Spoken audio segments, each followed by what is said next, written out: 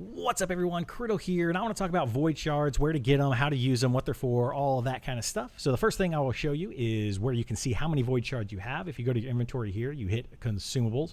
You go down here to Miscellaneous. You can see the different types of Void Shards. You have Inorganic, you have Polymer, you have Monomer, and you have Organic, and it also tells you the number of each one of those that you have.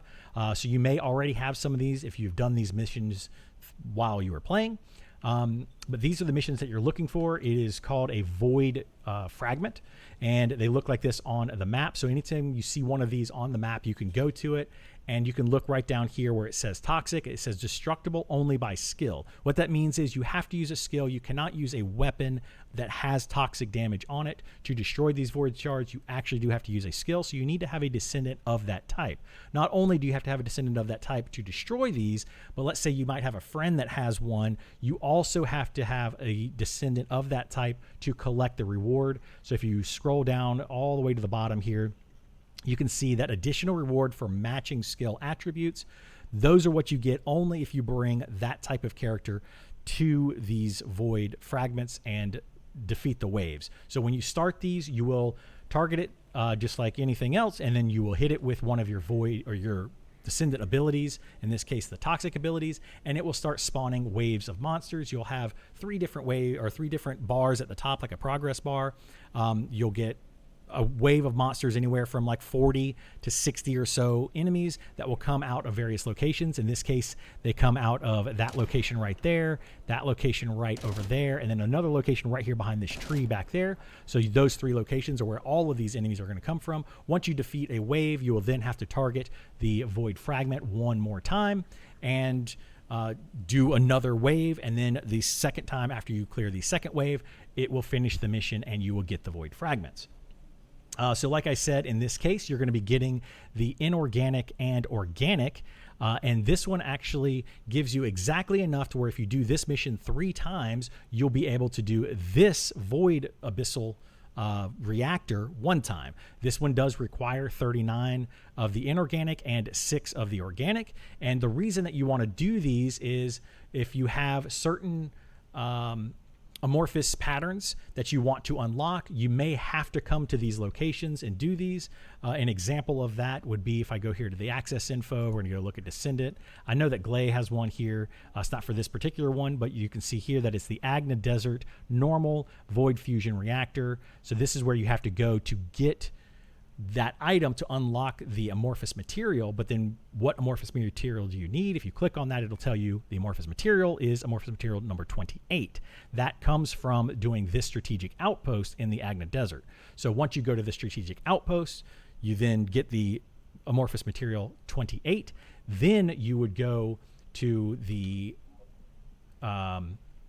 fusion or the void missions to be able to collect the types of Void Fragments that you need, and then finally you go to the Void Fusion Reactor and you summon a boss. And I'll show you how that works real quick, since there is a Void Fusion Reactor right down here that's really close to this one as well.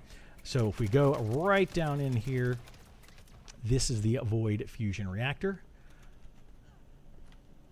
That's one of these things. So anytime you see one of these, it's a Void Fusion Reactor, you can come up to it, and it says right now I have insufficient Void Shards because I have been farming this quite a bit lately. But if you have the sufficient Void Shards, you hold down E or whatever and you spawn a boss. You summon a boss. Some of these bosses have adds to them. Most of them do not, but they are all basically your heroic type bosses that have additional health, additional abilities, those kind of things where, you know, the orbs might spawn. You might have 2 bosses. It just depends on each one. They're a little bit different, but once you defeat the boss, it will create one of those amorphous material things that you get whenever you defeat the world bosses or the big colossus. That you, whenever you defeat those, it spawns one of those somewhere around where the boss died, usually within a few meters of where the boss died, and you can use that to then convert your amorphous materials into whatever it is that they turn into. Anyway, hopefully this helps. If it does, please like, subscribe, follow, all that kind of stuff. I do have a spreadsheet for this as well that you can check out. I'll put it down in the description below. You can sort through this spreadsheet. So like Derelict Swamp, and this is, you know, telling you that you get a 13 organic, 2 inorganic, 13 inorganic, 2 organic, and that is on hard mode. It's green because it's toxic, and this is the location of it. I do recommend, if you're going to be farming these, to always farm them on hard mode. Hard mode always gives you more, at least 3 to 4 times more than normal mode does.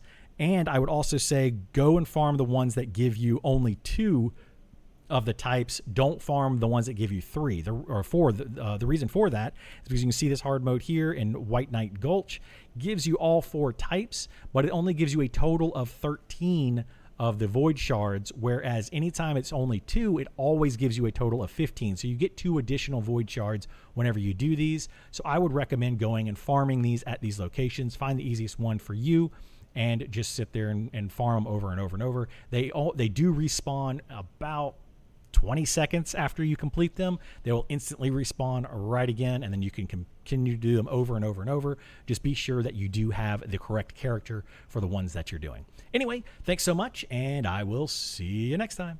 Bye.